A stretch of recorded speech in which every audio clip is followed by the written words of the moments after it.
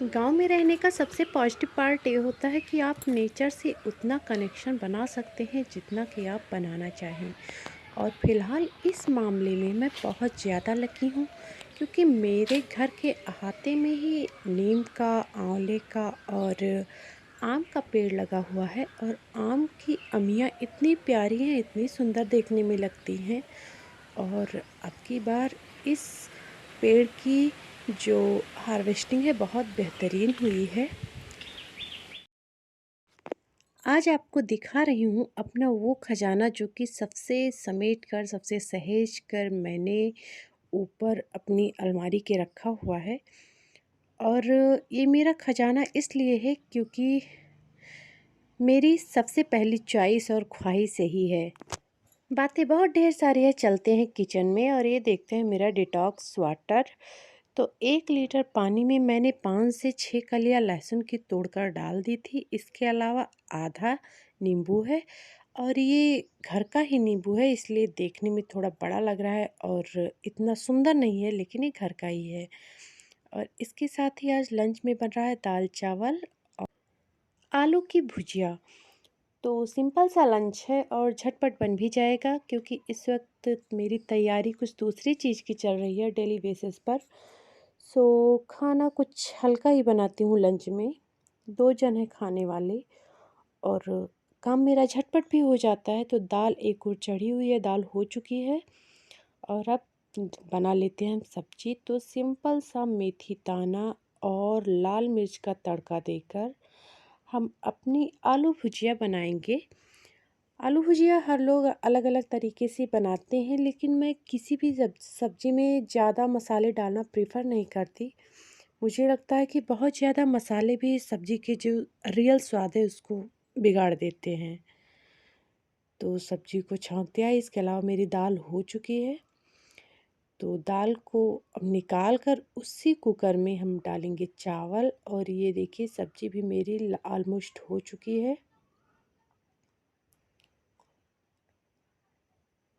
सब्जी को भी मैंने कटोरी में निकाल लिया है। और अब उसी कढ़ाई में डालेंगे 1 से 1.5 चम्मच तेल और अपना तड़का लगा लेंगे। क्योंकि इस वक्त जो हमारे यहाँ बर्तन धुलती थी वो नहीं आ रही हैं दादी।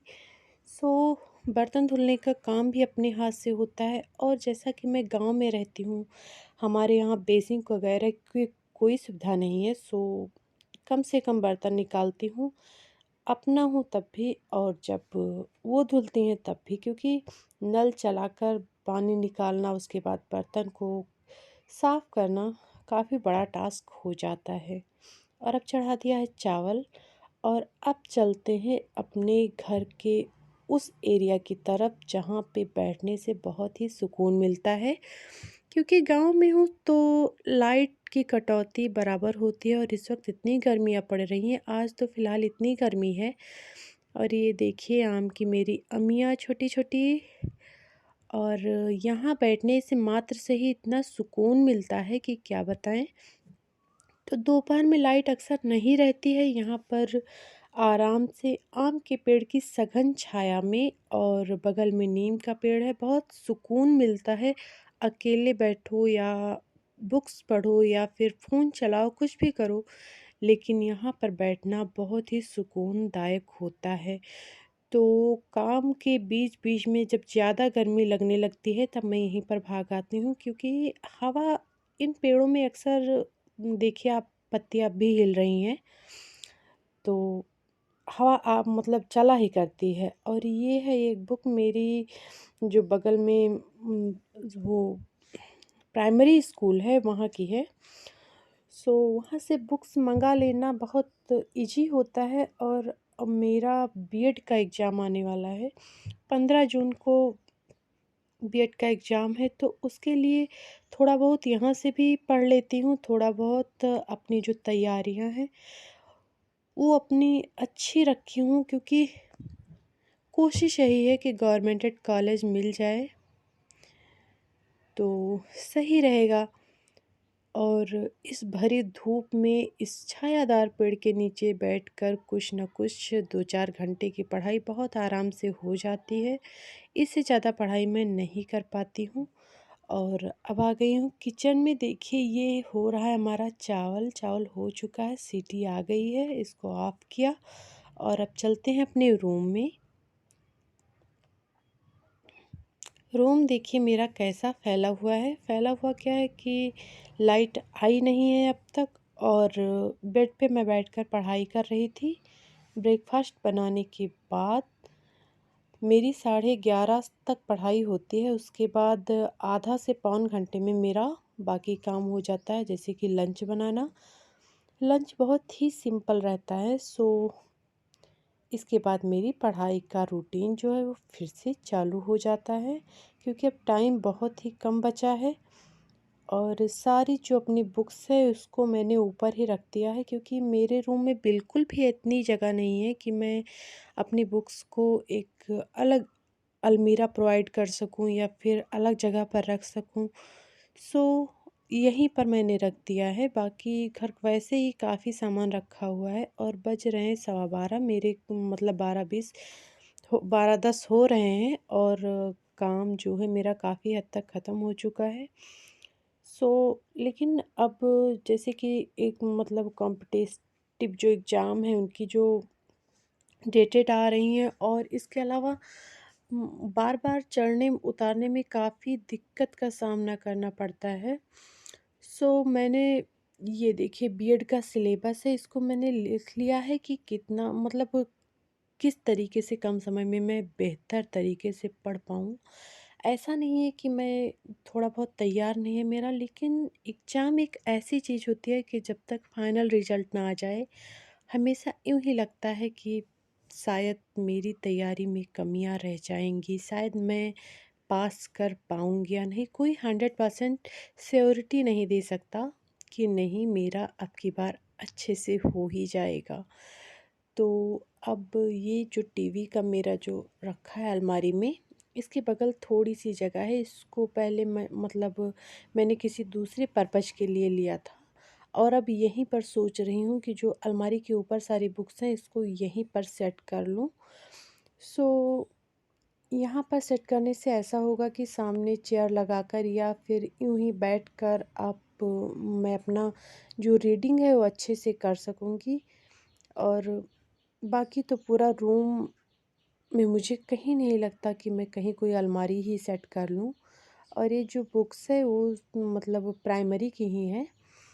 8 की है मैथ की, ये है 7th की मैथ, और इसके अलावा मैंने 6th की मैथ भी मंगा रखी है, क्योंकि जितने भी कॉम्पिटिटिव एग्ज़ाम होते हैं सब में बेसिक यानी 10th तक की ही जो मैथ है वो आती है। और इसके अलावा ये बुक्स देखिए, ये बुक्स बहुत पुरानी है, मेरे इन-लॉ है मतलब फादर इन-लॉ की है। सो इसको पढ़ना मेरे लिए तो बहुत सौभाग्य की बात है। और जब मैं शादी में आई थी उसके बाद ही उन्होंने मतलब मुझे 4 बुक्स दी थी। तो एक इसमें भूगोल की है, एक मतलब इतिहास की है, और ये एक है हिंदी की। इसके अलावा एक सामान्य विज्ञान।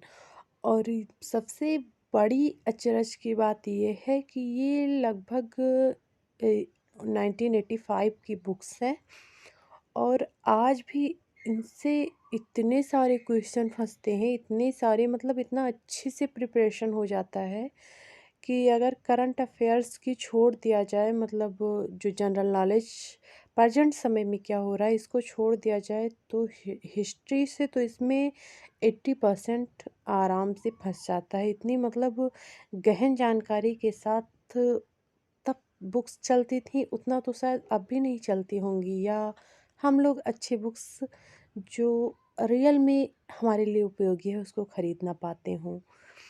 तो इन बुक्स से मुझे बहुत ज़्यादा हेल्प मिली है पहले भी, और अब भी इन बुक्स को काफ़ी सेटिस्फेक्शन देता है। तो जो हमारे पहले के बुक्स थी वो भी आज के ज़माने में इतनी ज़्यादा उपयोगी हैं, इसको सोचकर कभी-कभी मुझे बहुत ज़्यादा अचरज होता है। और जो जनरल नॉलेज है उसकी तैयारी हो रही है मेरी, ये पीडी है, ये है मार्च की। और इसमें सबसे ज़्यादा इम्पोर्टेंट है जो हमारा बजट है, आर्थिक समीक्षा बजट जो 2023-24 का है, ये भी काफ़ी इम्पोर्टेंट है। इसके अलावा ये है अप्रैल की बुक। तो अप्रैल का जो मतलब लिया था, ये 2 अभी मेरी चल रही हैं, बाकी तो हर मंथली के हिसाब से उसको मैं पढ़ा करती हूँ, हटाया करती हूँ। और ये है वार्षिकांक, जो कि मुझे क्रॉनिकल का चाहिए था या फिर पीडी का मुझे नहीं मिला, इस पीडी का मिला था। तो चलिए तब तक के लिए इसी से काम चलाते हैं। तो आज का वीडियो इतना ही, कैसा लगा ज़रूर बताइएगा और अपना साथ बनाए रखिएगा। और नए हैं तो प्लीज़ चैनल को सब्सक्राइब कर दीजिएगा। मिलते हैं आपसे अगले वीडियो में, तब तक के लिए इजाज़त दीजिए।